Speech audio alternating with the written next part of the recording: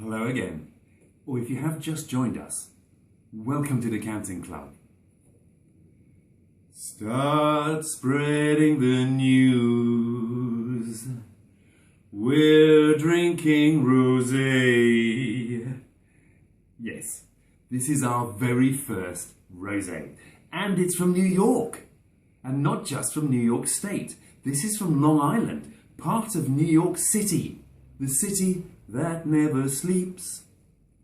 Long Island is, as the name might suggest, quite long. So while its western end may be covered with the skyscrapers and city blocks of Brooklyn and Queens, 100 miles away out of the east end, it's all fields and farms. And that's where wines like this come from. This one is made from the black Bordeaux grape, Cabernet Franc.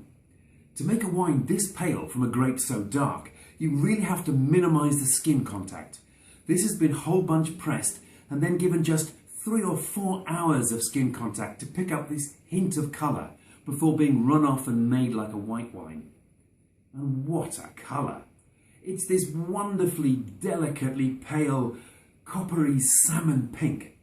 Just gorgeous. That smells really fresh, with red berries, red currants and strawberries, blossom like honeysuckle, and there's a hint of, interestingly, cedarwood in this, even though I know this wine is totally unoaked. But overall there's a stony citrus.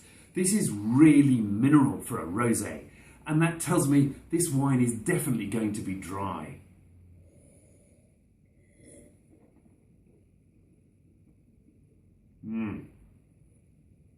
And it is. But there's such a weight of sweet fruit that it's not the least bit austere. You can happily drink this on its own. There's lots of layers to that fruit too. I've got red berries, raspberry, stone fruit, nectarine, and definitely citrus. Lots of pink grapefruit in this one. It's really crisp, mouth-watering acidity, and that density of fruit carries through into the long finish. You don't feel a need to rush back to this for another sip. It lasts and lasts, and your mouth is watering all the time. Beautifully crisp, fresh and clean. This has everything I look for in a rosé. It's dry and food friendly while not being the least bit austere, so you can enjoy it on its own. It's got enough complexity to repay thoughtful drinking, but you really don't need to think about it. It's so well balanced and approachable, you can just enjoy it. And what a colour! I think I've just found my new house pink.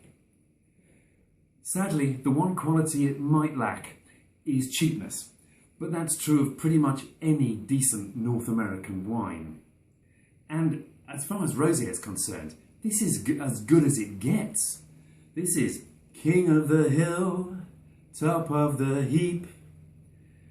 And with your indulgence, I'm going to misquote Mr. Frank Sinatra one last time in not quite the words of his favourite toast. May you live to be 100, and may the last wine you drink be mine.